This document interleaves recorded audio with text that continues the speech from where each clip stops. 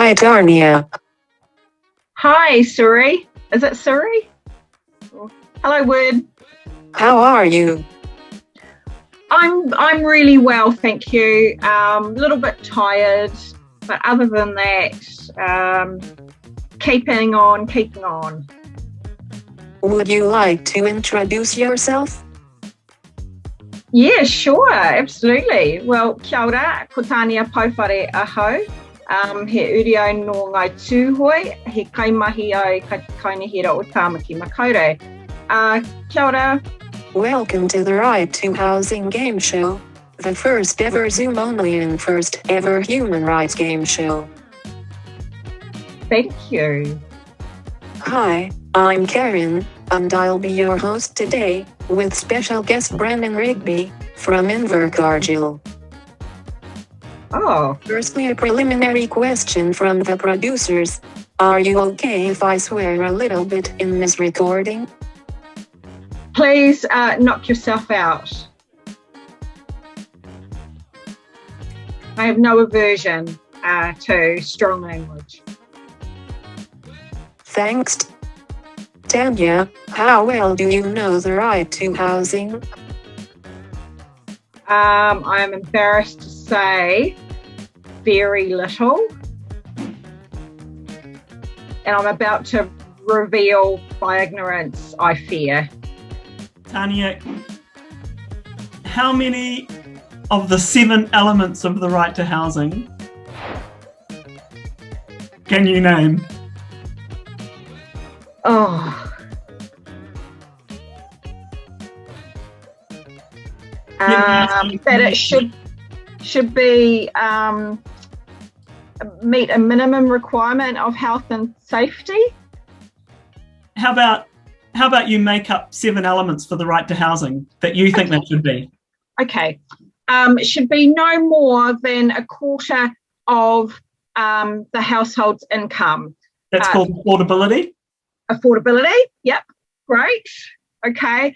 There should be enough rooms and spaces for people to experience, to have some privacy. So in other words, not overcrowded. Habitability? It should be warm and dry and safe. It shouldn't make you sick. Housing should not make you sick. Also habitability, but yep, nicely put. Okay. You should feel secure in your home, not feeling like at any point you can be kicked out, moved on. It should be a home rather than just a shelter. Secure tenure. Well done. Secure tenure, yeah. Ooh, goodness me. Housing, okay, I'm going to go full Karl Marx on this. Housing should be democratised.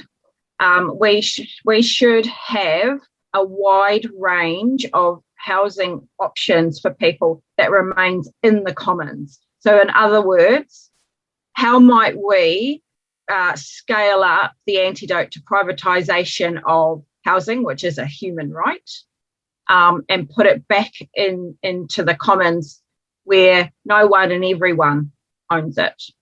10 marks for that, Tanya. Oh, 10 marks from Victoria. Well done. Oh, great. One of the principles of the application of human rights is participatory policy making. And I think Victoria's got a question for you about it. How have you been enjoying government's enablement of participatory policy making? Have they been doing that? If so, that has slipped by my radar. See, when I think of participatory policy making, there has to be some element of democratising it, right? And democratising that power to make a decision. And I haven't seen anything that necessarily reflects that. Like, we don't have things like town halls, and other forms of participatory democracy that you can see in other countries, community-led planning, all of those types of things. So I'm not sure we have that. We certainly don't have it in what would be its true and authentic nature. I think we just have consultation and at various levels of from terrible to really good. But I haven't seen necessarily the sharing of power, which is what I would see as a really critical condition of participatory policy making. I've just got a text in here from Minister Andrew Little. He says, because he's watching live, says, right, and he's great answer. Great answer. Is his finger hovering over Mayor Phil Goff's number, so that he can get Mayor Goff to implement participatory policy making, you mean? Well, one of the two. Tanya, how long have you worked in the public sector? Oh, so I think I'm coming up 9 years. Previous to that, all of my roles were in the NGO sector. That was the really kind of formative years of my career, and they were all in women's rights organisations. Here is the description of constructive accountability from the New Zealand Human Rights Commission's draft guidelines on the right to a decent home in Aotearoa. Constructive accountability, transparent, effective, and accessible accountability is a crucial feature of human rights, including the right to a decent home. Without accountability, the right to a decent home can become an empty promise. Accountability need not be about blame and punishment. It can be about identifying what works, so it can be repeated, and what does not work, so it can be adjusted. And have you ever witnessed an example of constructive accountability? I think probably, I would say yes. I would say that there, and some of the policy making that I've seen, there, and it all depends on who the policy maker is, right? Because a tool is only as good as its user. And so I've seen really great practice of transparency and authenticness and a willingness to share power and stuff like that at various points to various degrees. But I think probably the most outstanding practice that I've witnessed is what my colleague Angie Tania has done in her work with whānau and papakura, and particularly mamas, and around early years and their aspirations and hopes and desires for not just their own whānau, but actually for their entire communities and what needs to change. And so through the process, the tikana-led process that Angie has kind of developed and has iterated, right? It was not perfect from the start, but the point is grappling with things when they do get really hard and keep really tight feedback loops and keeping sitting in the discomfort and dealing with it, and then kind of working your way out of it. But the whole thing of Angie's practice is about power and the necessity to absolve yourself from your own power and create a space where the mana motuhake of those mums becomes the central thing. And that means for people like us in the public sector having to do things or progress things in a policy sense in a direction of travel that we might not agree with. But that's the whole point of giving over power, because you understand that there is no one more expert in the lived experiences of mums from Papakura than mums from Papakura. What's the connection between constructive accountability and participatory policy making? I'm a huge fan of participatory democracy. It can coexist with representative democracy.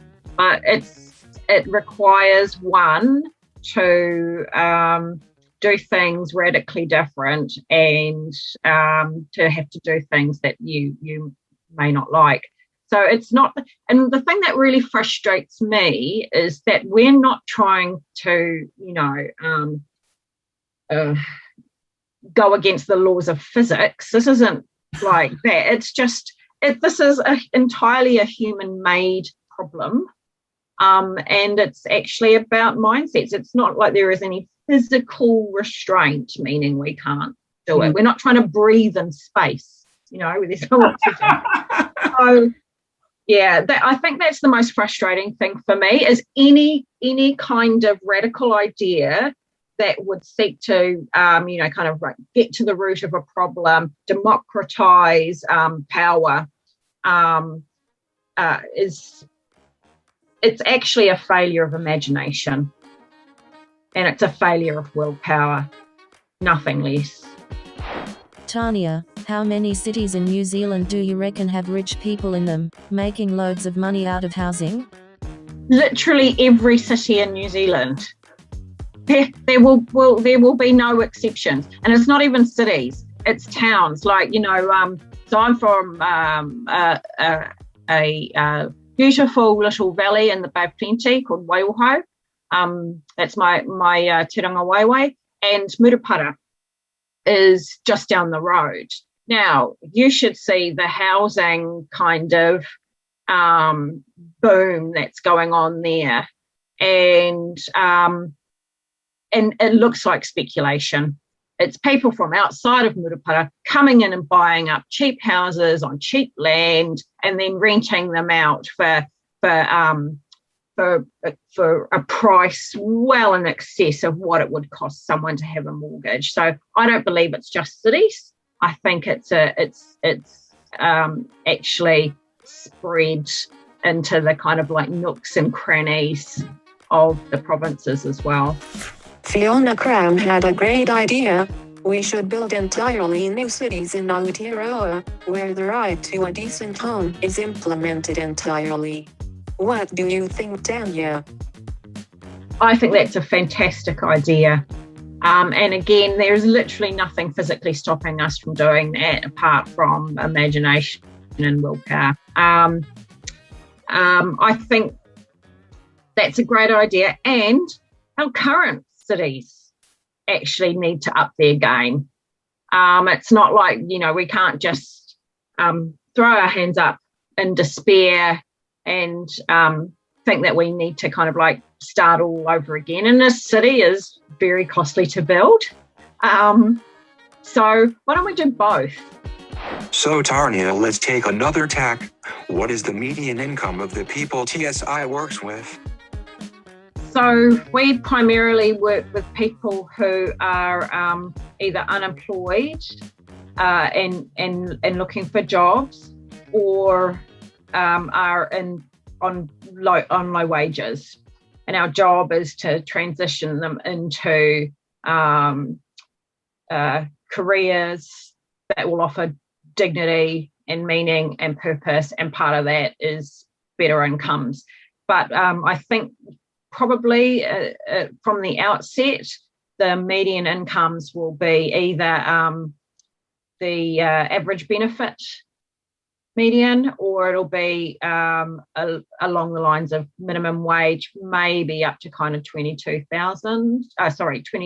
bucks an hour. In terms of South Auckland, the median incomes are pretty dire. For Māori, it's about 29,000 at the last census. And for Pasifika people, it's even worse. It's around 24,000. And I'd just like to point out how the rockstar economy, so the years between the GFC and COVID, so 2013 to 2018, this city had, strong economic growth. In fact, even during the GFC years, median incomes in Auckland rose by 10%, but Māori and Pasifika incomes went backwards. and they have stayed there. And so, the median incomes for Māori and Pacifica peoples in this city still have not returned to 2006 levels in real terms. And what are we at? We're like 12 years after the GFC, and we're still poorer. So,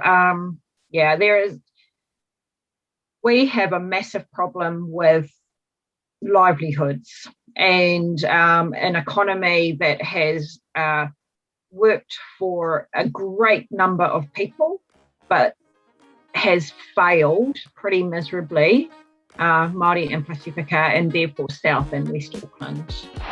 The entire human rights framework rests on one key standard and expectation: dignity. How does this translate in your work? I use the term dignity a lot in our economic work, because if your economic development activity is not going to enhance and uphold the mana of ordinary people, if it's not going to afford them dignity, if it doesn't provide meaning and purpose, then you shouldn't be doing it. Who is the person most likely to do some great good in the world in the next 3 years? I'm not going to name a person in particular. I'd like to name a group, and that's young people. And I don't say that glibly. I say it because I'm just so enthused by their movements. Schools for Climate Strike, for example, and I'm putting all my money on them because my generation has been useless. The generation before me are the problem. And it's those young people who are going to bear the brunt of our, kind of extractive, kick the can down the road mindset. So I am pinning all my hopes that they will be able to disrupt what's happening. And if that means taking to the streets, then I'm absolutely there as an adult ally. I would, it's kind of like my generation and slightly older, hold all the cards, got all the power, we've got our hands on the controls, but I don't have faith in my own generation to actually be able to do the things that are necessary that will enable us to live within our biosphere's means, not wreck our planet, and to curtail the deep and stark inequality that actually, the post-war social contract, has been torn up and it's looking pretty shabby. So in my pessimism and all of that, my one ray of hope is that our kids that are out on the street, that are out organising, that are, not prepared to put up with this, are going to be the ones to get that cut through. Your concept of living sustainably within our biosphere, do you call that donut economics, or do you call that Indigenous worldview? It's both of those things. It's a Green New Deal. It's sensible social and economic policy. It is all of those things. And I don't care if describing it in one way gets you over the line, ka pai. We just need to get over the line. That's the only thing that matters. Tanya, let's play. And what the does that mean?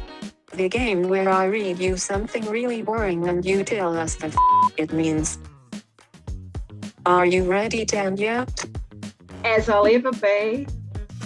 While the social and economic inequities faced by Maori are widely recognised, the social and economic cost these impose on the broader New Zealand economy is often overlooked. Seeking to lift well-being outcomes for Maori through investing in a thriving Maori economy will offer broad social and economic benefits for New Zealand as a whole, while helping to build resilient Maori communities. So Dania, what the does that mean? Do you know what? If I boil it down to its most basic thing. It's about, this country prides itself on, being able to give people a fair go. And for me, ensuring that everyone has got a fair go means you have to level the playing field first. So in order to level the playing field, we're going to have to make some big investments in order to get everyone up to the same level. So, just don't be a dick about it, right? No one benefits from an unequal society. It's terrible for all of us. And at some point, that will come and bite you in the ass, whether or not you like it or not, right? Also, the fact is that this is minimal. If we invest heavily in a Māori economy in order for it to be thriving and sustainable and enduring and intergenerational and all of those types of things, guess what, right? That's the cost of alienating us from our capital in the first place. And that's been a process that has been happening before, but mostly, from the 1860s and the series of economic and social policies that have led to us being alienated from our means of subsistence, alienated from nature and from nature's capital, natural capital. So what do you expect? If you take away everything that someone has, if I came to your house and I stripped you of everything, and then I said, right, and now your name is not going to be Brennan, it's going to be, Sally, and you are no longer allowed to speak English, and a series of other things. Oh, and by the way, you're not entitled to any benefits, which is what happened to Māori about the old age pension. Nefarious ways to stop us from getting the old age pension back in the 1890s. Weren't entitled to state housing under the first Labor government, weren't counted in the census until 1950. If I did all of those things to you, guess, how might you be able to survive? Probably not very well, right? The vast majority of us would kind of give up and roll up in a fetal position on the floor. Māori are a fast-growing population. We're the youngest population. We are the future taxpayers. So if you want a hip replacement or you want a pension, even in your own self-interest, it is in your interest to ensure that the workforce, which will be predominantly brown and a large part of it living in South Auckland, is the most productive, most highest earning, most tax revenue generating population possible. So for the goddess's sake, think of yourself, if that's what's going to get you through the night.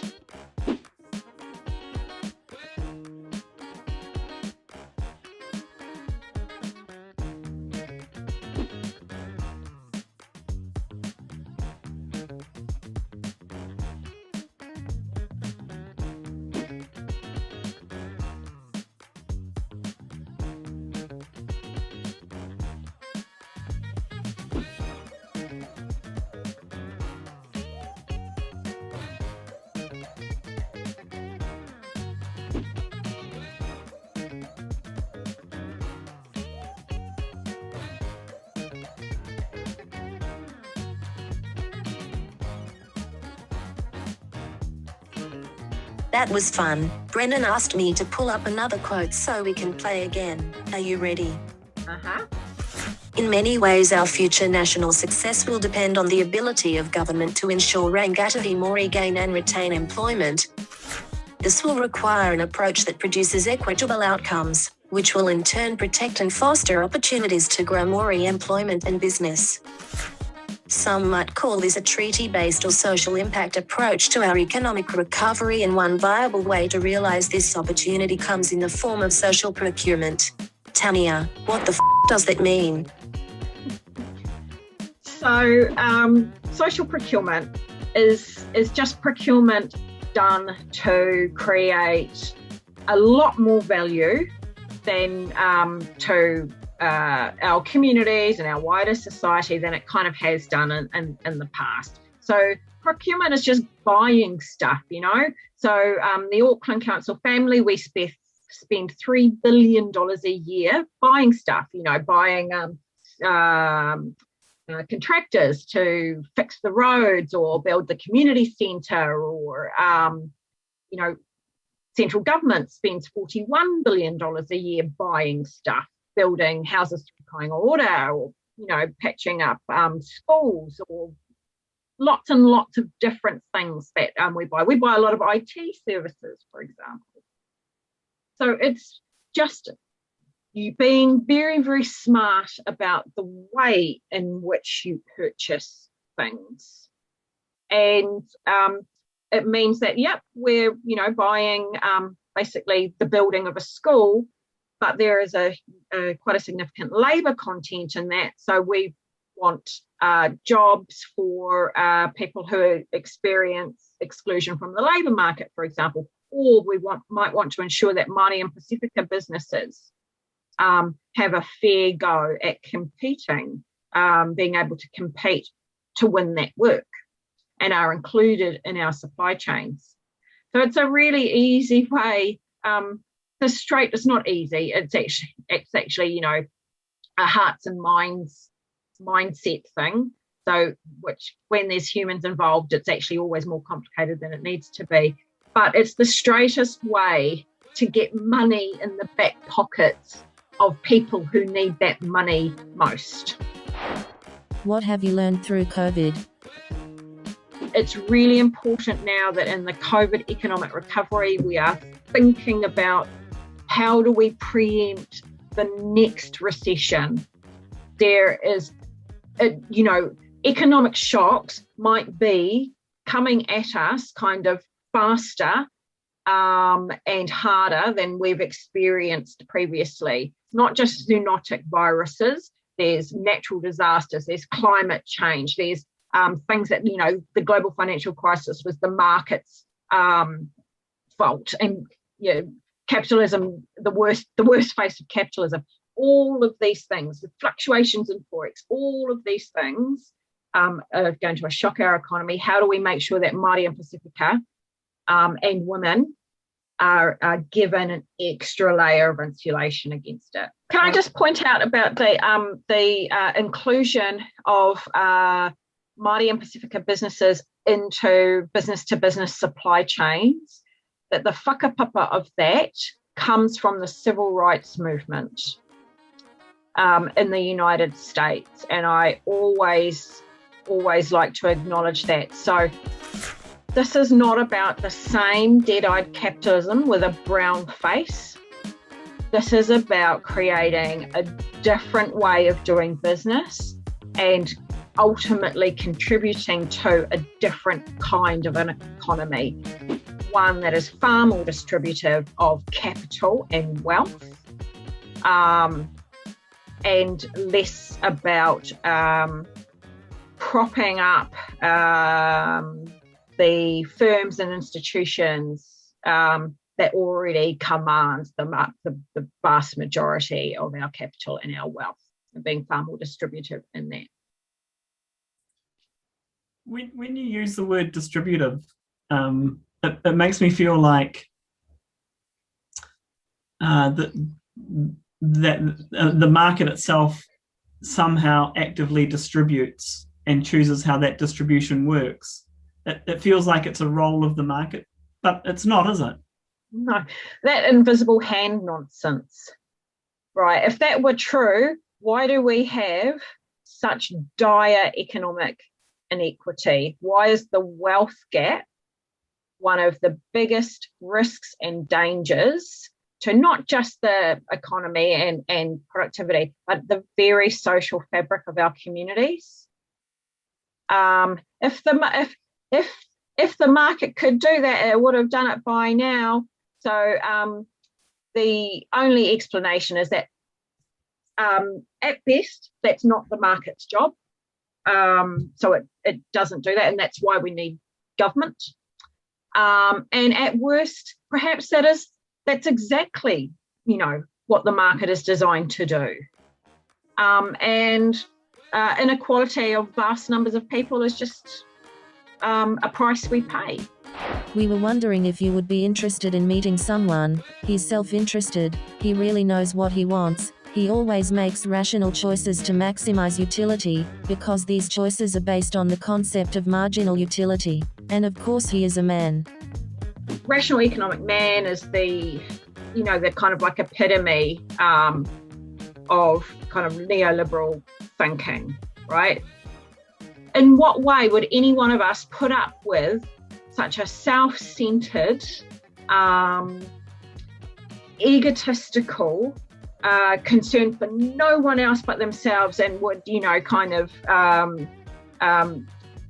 do things to you to create even the smallest advantage for themselves? I mean, we wouldn't put up with that in our personal lives. Why we think that represents something good in the economy is beyond me.